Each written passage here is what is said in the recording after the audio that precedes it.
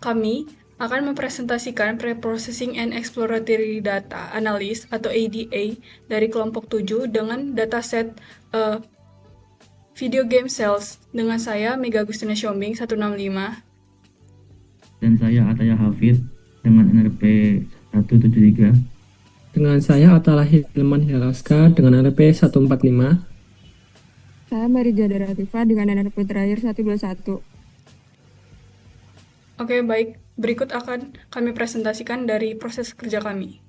Oke, yang pertama kita harus mengimport data eksternal agar kita bisa menggunakan fungsi-fungsi yang ada di dalamnya. Kemudian kita load data untuk membaca file CSV video game cells dan menyimpan ke dalam variabel df sebagai data frame. Kemudian di deskripsi awal dataset, kita untuk menampilkan nama dataset yang digunakan dan asal dataset. Kemudian jumlah baris dalam game itu menggunakan df shape 0 dan jumlah kolom atribut df shape 1.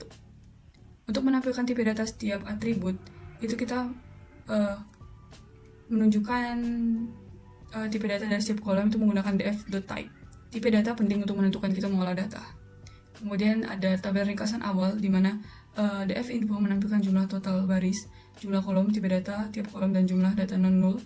Dan df describe itu memberikan statistik ringkasan untuk semua kolom. Ini memudahkan kita untuk melihat apakah ada data yang hilang atau missing value. Lanjut, yang kedua itu ada pemeriksaan dan penanganan data hilang. Yang pertama, kita itu untuk menjumlahkan missing value tiap kolom. Itu menggunakan df isna menghasilkan data frame boolean true dan sum untuk menghitung berapa banyak data yang hilang per kolomnya. Kemudian divisualisasikan, melihat missing value secara visual dan menilai apakah data itu hilang tersebar acak pada kolom tertentu. SNS heat map df is null itu membuat peta warna dari data yang hilang, sedangkan C bar false itu menyembunyikan color bar agar visual lebih rapi, dan fixed size itu menentukan ukuran gambarnya. Kemudian ada menentukan strategi penanganan missing value. Yang pada dataset kali ini menggunakan drop dan imputasi. Drop kolom nama dan year of release karena tidak berguna dalam analisis statistik. Kemudian ada imputasi kolom teks menggunakan mode, nilai yang sering paling muncul. Pada kolom publisher, rating, dan genre diisi mode untuk menjaga konsistensi data dan tidak menambahkan nilai baru. Kemudian ada imputasi kolom numerik menggunakan median. Ini kita mengkonversi teks menjadi angka, misalnya user score awalnya tipe objek, lalu dikonversi ke angka agar bisa dianalisis. Kolom critical score, critical count, user score, user count, developer pakai median karena memberikan nilai tengah yang representatif jika distribusi data tidak normal. Kemudian ada laporan perubahan setelah penanganan. Laporan ini untuk mengecek apakah semua missing value sudah berhasil.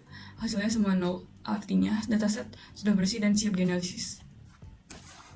Kali ini saya akan menjelaskan tentang 3, yaitu pemeriksaan dan duplikasi konsistensi. Nah, yang pertama kita perlu lakukan adalah identifikasi jumlah duplikat dengan cara df.duplikat. Di df.duplikat ini akan memeriksa setiap barisnya dan akan menghasilkan nilai true atau false. True jika data tersebut duplikasi dan false jika data tersebut tidak duplikasi. Lalu kita menjumlahkannya dengan cara .sum ini untuk menjumlahkan data duplikasi yang bernilai true tadi.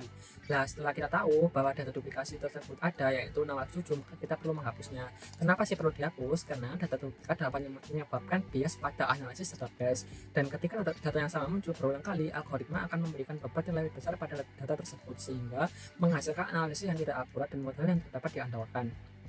Nah, dengan cara drop duplicate in place true ini artinya mendrop nilai yang bernilai true tadi yang dijalankan oleh df duplicate. Nah, setelah kita hapus, kita perlu cek lagi nih dengan cara print lagi. Nah, di sini udah diketahui bahwa tidak ada ya. Lalu kita cek konsistensi data tipe dengan cara df.types ini untuk menampilkan. Nah, di sini diketahui bahwa ada yang salah, yaitu user score-nya seharusnya numerik tapi malah objek. Nah, di sini kita perlu menggantinya menjadi numerik dengan cara id to numerik ini untuk mengganti data tipe. Nah, setelah kita ganti, kita perlu cek lagi nih apakah sudah berubah atau belum. Nah, di sini sudah berubah ya. Lalu kita cek lagi apakah di kolom tersebut ada missing value setelah kita ubah tipe datanya. Nah, di sini ada dengan cara df user score is null.sum. Nah, di sini tidak ada ya missing values-nya. Lanjut ke nomor 4, yaitu deteksi dan penanganan outlier. Nah, di deteksi outlier ini kita menggunakan 2 metode, yaitu yang metode pertama yaitu metode IQR itu dan metode Z-score. Metode IQR itu adalah cara untuk mendeteksi outlier dengan melihat sebaran data. Cara kerjanya adalah dengan menentukan batas atas dan batas bawah. Nah, data yang berada di luar batas ini akan dianggap sebagai outlier. Sebelum menggunakan metode, kita perlu menentukan kolom dulu. Nah, pilih kolom yang numerik untuk mendeteksi outlier tersebut. Lanjut, kita ke metode Z-score. Nah, metode Z-score ini untuk mengukur seberapa jauh sebuah data dari rata-rata dalam satuan standar deviasi. Metode ini mengasumsikan bahwa data terdistribusi secara normal. Nilai Z-score yang tinggi menunjukkan bahwa titik data tersebut sangat jauh dari rata-rata dan kemungkinan besar adalah outlier. Nah, setelah kita deteksi, maka kita perlu untuk menvisualisasikan sebelum kita menangani outlier tersebut. Nah, data yang sebelum menangani outlier itu seperti ini ya. Nah, seperti ini. Nah, setelah kita tahu data sebelum ditangani outliernya, kita lanjut ke penanganan outlier. Nah, di sini saya menggunakan metode transformasi log daripada hapus dan visualization. Kenapa transformasi log diambil? Karena data penjualan sangat miring ke kanan atau right skew dan memiliki outlier yang sah. Nah, ini sangat cocok untuk data yang miring. Transformasi log ini sangat cocok untuk data yang miring karena kegunaannya secara singkat untuk menormalkan distribusi data dengan cara menekan atau mendekatkan nilai-nilai ekstrim atau outlier ke nilai tengah. Nah, itu. Nah, kenapa metode hapus dan visualisasi tidak dipilih? Karena akan menghilangkan informasi krusial dari gen netralis yang sah. Sementara visualization tidak dipilih karena ia mendistorsi nilai penjualan aktual yang tinggi dengan memotong pada batas tertentu. Nah, di sini caranya yaitu for call, in sales call, dan mplog 1b ini untuk transformasi log tersebut. Nah, ini setelah ditransformasi log, hasilnya lebih outliernya lebih sedikit. Nah, sekian penjelasan dari saya. Terima kasih. Langkah selanjutnya, langkah kelima, yaitu transformasi data kategorikal. Jadi tujuan kami adalah mengubah data teks menjadi angka. Kami membaginya menjadi dua jenis encoding, yaitu label encoding untuk data bertingkat atau ordinal, dan one-hot encoding untuk data tidak bertingkat, yaitu nominal. Yang pertama, label encoding rating. Jadi untuk data ordinal, kami fokus pada kolom rating dari ESRB. Kenapa kami menggunakan label encoding manual? Karena rating memiliki ukuran M, yaitu mature, harus lebih tinggi daripada I, everyone. Kami menetapkan M sama dengan 5, T sama dengan 4, dan seterusnya. Tujuannya adalah agar model machine learning memahami bahwa angka 5 mewakili kategori yang lebih tinggi atau ketat daripada angka 2. Nah, seperti yang bisa dilihat di output, proses ini berhasil membuat kolom rating encoded dan menghapus kolom rating yang lama. Selanjutnya adalah one-hot encoding untuk kolom nominal seperti platform, genre, dan publisher. Jadi berdasarkan daftar kolom data frame kami saat ini, dapat dilihat kolom-kolom platform, genre, publisher masih ada dalam bentuk aslinya. Ini berarti kami belum mengimplementasikan OHE di langkah 2 atau 3. Jika kami melanjutkan ke pemodelan tanpa OHE, model tidak akan bisa bekerja. Tapi karena tugas kami adalah mencatat, kami mengidentifikasi kolom tersebut sebagai target OHE, tetapi tidak menjalankannya di langkah 5 untuk menghindari error, karena proses pembersihan data lanjutan harus dilakukan setelah langkah 6. Jadi secara keseluruhan, setelah label encoding, jumlah fitur kami di langkah 5 tercatat ada 14 kolom. Itu ada platform, genre, publisher, NS sales, EU sales, GP sales, other sales, global sales, critic score, user count, developer, dan rating encoded. Selanjutnya langkah ke-6 yaitu normalisasi atau standarisasi data. Jadi kami memilih untuk melakukan standarisasi atau standard scaler, dan kami aplikasikan pada kolom score dan hitungan, yaitu critic score, critic count, user count, dan juga kolom hasil encoding kami, rating encoded. Kenapa kami menggunakan standar scaler? Karena dua alasan utama, terutama untuk mempersiapkan data ke tahap pemodelan, misalnya clustering atau regresi. Jadi yang pertama karena adanya sensitivitas jarak. Nah, algoritma berbasis jarak seperti K-means clustering sangat sensitif terhadap skala data. Jadi kalau tidak distandarisasi, kolom critic count yang skalanya lebih besar akan mendominasi perhitungan jarak, membuat perbedaan kecil di critic score diabaikan. Yang kedua adalah standar scaler mengubah data menjadi skala Z-score, di mana nilai rata-rata menjadi 0 dan standar deviasi menjadi 1. Ini memastikan semua fitur berkontribusi secara adil terhadap jarak model. Setelah menjalankan standar scaler pada kelima kolom ini, kami mendapatkan hasil verifikasi. Dapat dilihat bahwa nilai mean Tiap kolom sangat dekat dengan 0 dan standar deviasi sangat dekat dengan 1, yaitu 1,000. Hal ini mengonfirmasi bahwa standarisasi telah berhasil. Dengan ini data number kami kini setara, data kategorikal kami sudah siap di OHE, dan data frame siap untuk tahap pemodelan. Oke, selanjutnya itu ada exploratory data analysis atau EDA. Yang pertama itu ada statistik deskriptif, yaitu untuk menunjukkan mean, median, standar, minimal, dan maksimal dari semua kolom. Dengan perintah descript kita akan menampilkan output seperti ini. Nah, di sini itu menunjukkan bahwa rata-rata penjualan game relatif kecil dengan median global sales-nya hanya 0,17. Artinya, separuh game terjual kurang dari 200.000 unit.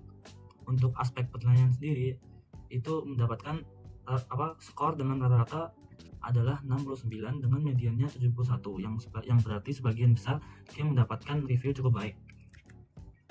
Nah, selanjutnya itu ada distribusi variabel.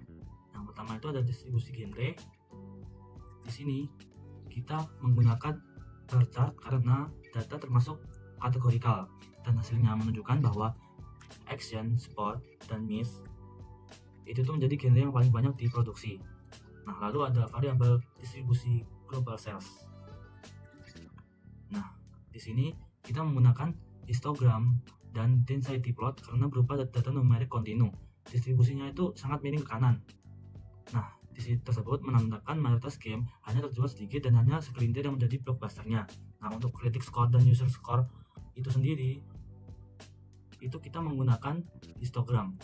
Nah, yang pertama itu untuk critic score itu, mayoritas skor kritikus berada pada kisaran 60-80%. Sementara skor pengguna itu cenderung normal, yaitu sekitar 7%.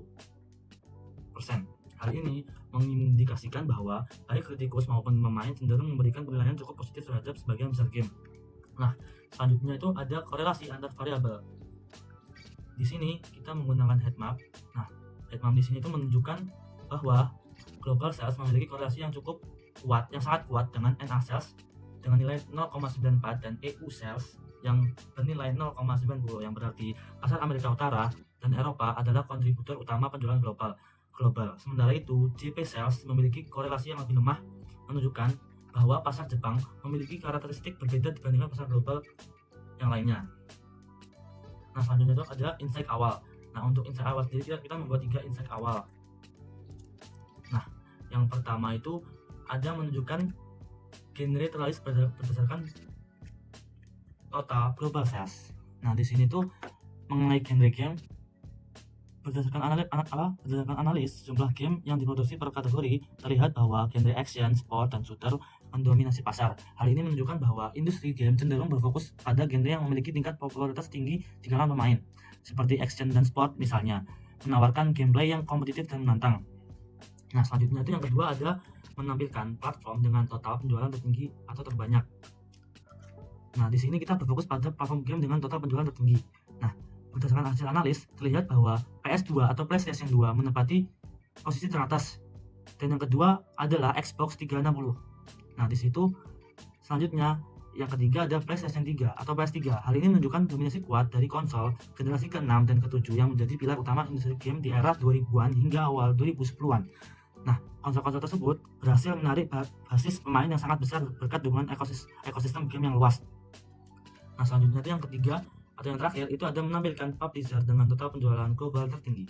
Nah, di sini itu ada bar chartnya. Nah, terlihat di bar chart tersebut menunjukkan bahwa publisher besar seperti Nintendo, Electronic Arts atau EA, dan Activision berada di peringkat paling atas dalam hal total penjualan global. Dominasi ini mencerminkan bagaimana publisher besar memainkan peran penting dalam industri game, tidak hanya dari sisi produksi, tetapi juga distribusi dan strategi pemasarannya. Nah, oke, cukup sekian dari saya.